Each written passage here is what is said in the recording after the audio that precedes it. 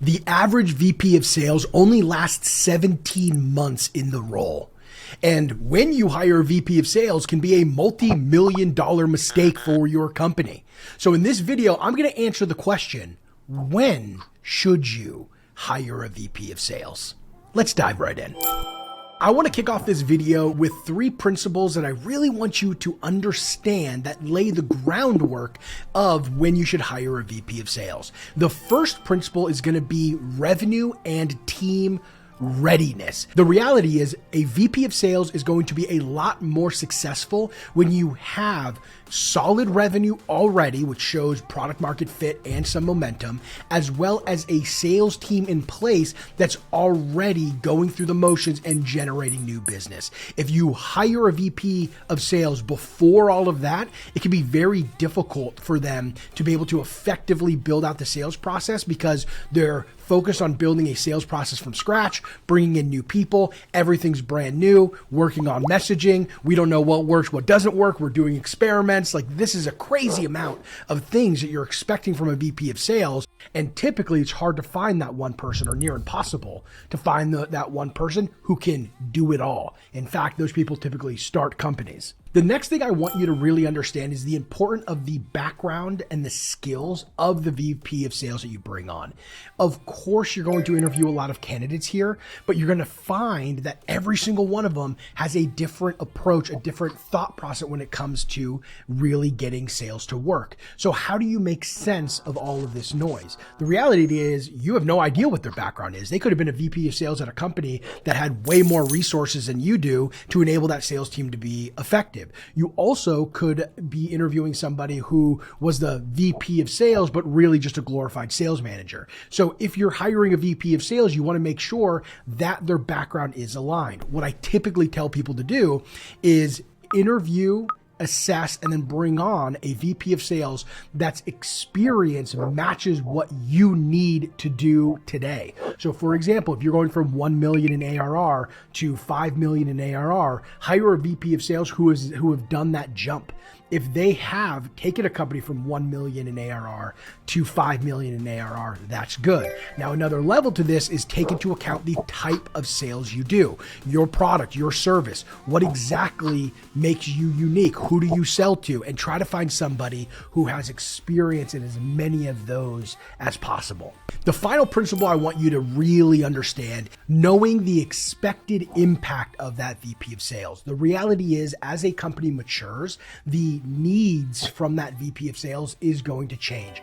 Early on, typically you want that person doing much more management of the actual team, working on messaging, running experiments on what's going to be consistent to generate leads and close deals. That's the vast majority of the early discovery process of developing your repeatable sales process.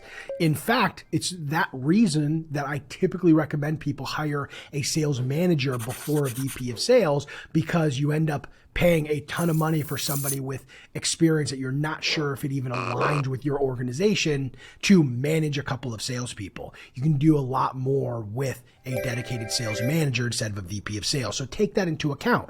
As your company matures, you're going to need somebody with more strategic vision. You might need more of an operational or systems VP of sales.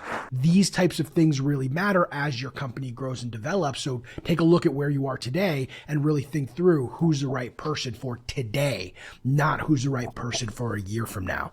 In fact, they might not even last that long.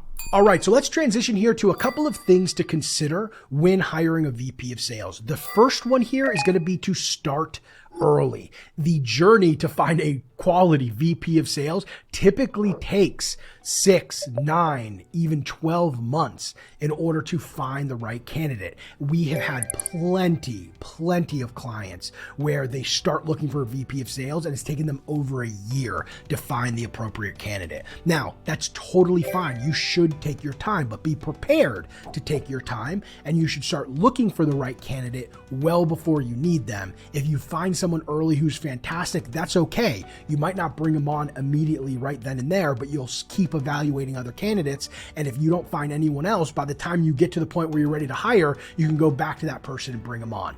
Do not get caught up in this FOMO of they might not be around, et cetera, et cetera. There is always good talent out there. You need to interview a lot of them to make sure that you're bringing in the right person. The second one here is going to be really an expansion on what I talked about earlier. Be very realistic on your company's needs today. What specifically do you need that VP of sales to do?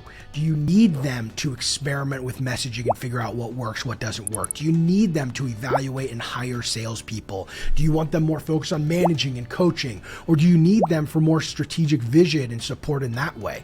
Once you have a realistic understanding of your needs as an organization today, you put that together in your list of responsibilities for that VP of sales and hold them to it. Do not allow those needs to drift, because you may end up in a place that you weren't expecting because it wasn't aligned with your actual needs today. And that leads me right into number 3, which is have clearly defined responsibilities for your VP of sales. Have a list of activities you expect them to be doing on a daily, weekly, monthly basis, and really set that VP of sales up for success by giving them what they need to do. Oftentimes, I find that founders early on bring a VP of sales in and hope that that VP of sales can set all of that structure for them. The reality is it does not work that way. And as I've already mentioned, the average VP of sales lasts 17 months in the role. So of course it's not working when you do it that way, because that's the way the majority of people do it. Instead, clearly define the responsibilities, clearly define what you want that person to do, and hold them accountable to those activities, to those responsibilities.